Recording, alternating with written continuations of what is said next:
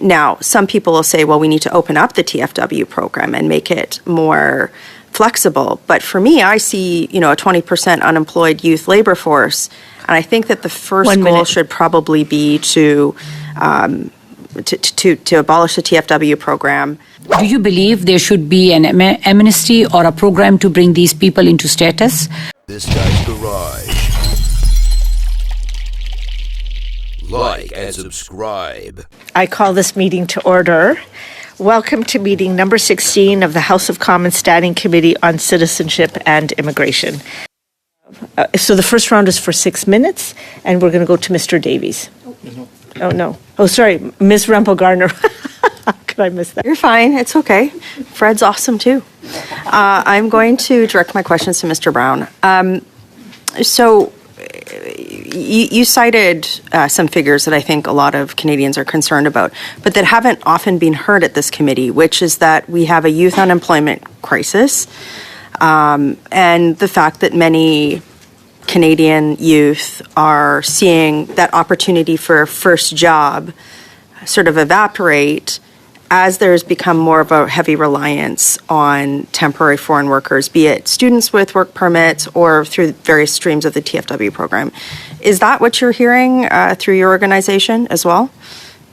Yeah, very much so. And I was just speaking anecdotally at the University of British Columbia last week, and the kids just wanted to talk to you about the hundreds of resumes they're sending out and going absolutely nowhere. We have an obvious issue, and I understand the need, and I appreciate the previous comments from the other testimony. But former Bank of Canada Governor David Dodge warned us that the last thing we want is a bunch of low productivity businesses hanging on because we provide them cheap labor. Not only is it bad for Canadian productivity, but there's also a big risk that it contributes to wage suppression and job displacement for Canadian workers. The TFW program is failing the grade on multiple different sets of conditions. It is drawing the ire of international rights organizations. There's a recent report that just came out as well. And I hate doing this, but I have a very short period of time. So just to keep your answers quick helps me. Real quick. I'm going now. Bureau. Okay. That's how it works. So, we have had testimony in this panel, and which I kind of sympathize with. There are regions in the country where there is a need for labor.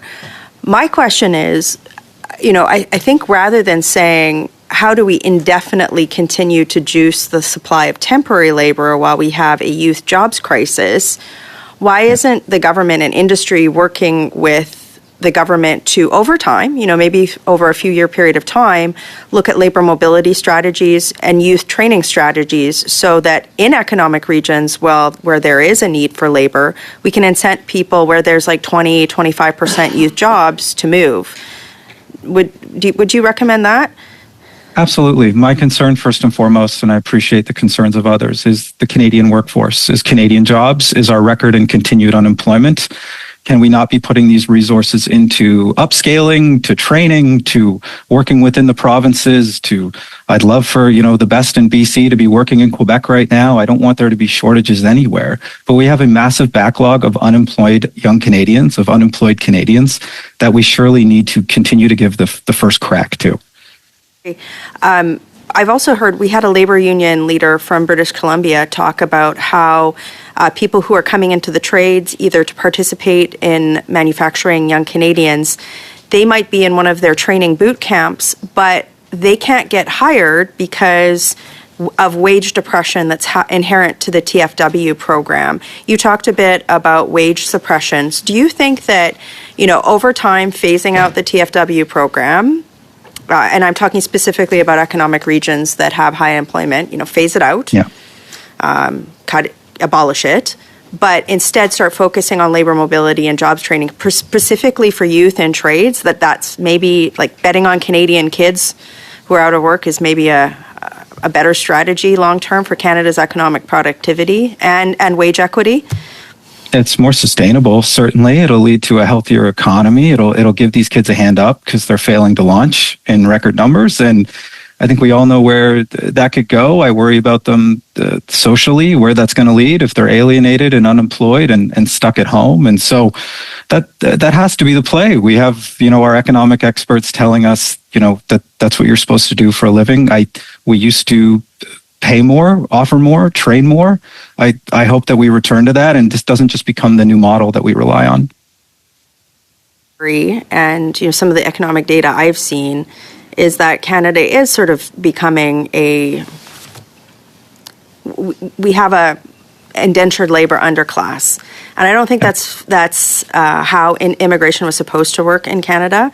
I think people who come to Canada should have the ability to have full economic participation and not participate as a laborer that's indentured to one company.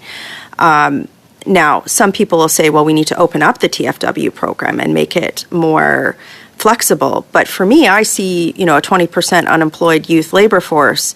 And I think that the first goal should probably be to abolish the TFW program, and, make sure we're looking at economic regions that have special needs, but look at more labor mobility and youth training programs. Would you agree with that recommendation?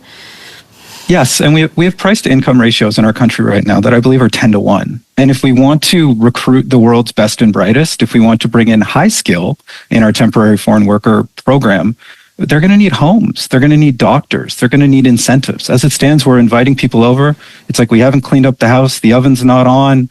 Like the conditions are, there's a hole in the air mattress. Like we have so much to improve, and that starts by doing right by our workforce. Thank you very much. Thank you. I would like to ask you a question on the out-of-status caregivers. These are the people who have come to Canada legally, have been contributing to our economy, paying taxes, and have only fallen out of status due to the paperwork processing delays or to some language requirements.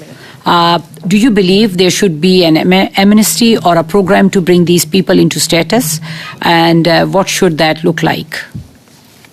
There should be a program to bring these people into status. As I said before, there's a lot of racialized women who end up coming to Canada with the expectation and the belief that their family will join them eventually if they obey the rules. A lot of times when these applicants are refused or denied, it's because of employer activities. They've been abused. The employer refuses to sign documents. They cannot meet the language requirement, or other uncertainties that have been created after they entered Canada under the program. So I would suggest that there should be an amnesty that allows these applicants, these vulnerable women who are here by themselves, without family support, without any kind of support, to be able to apply for and receive permanent residency.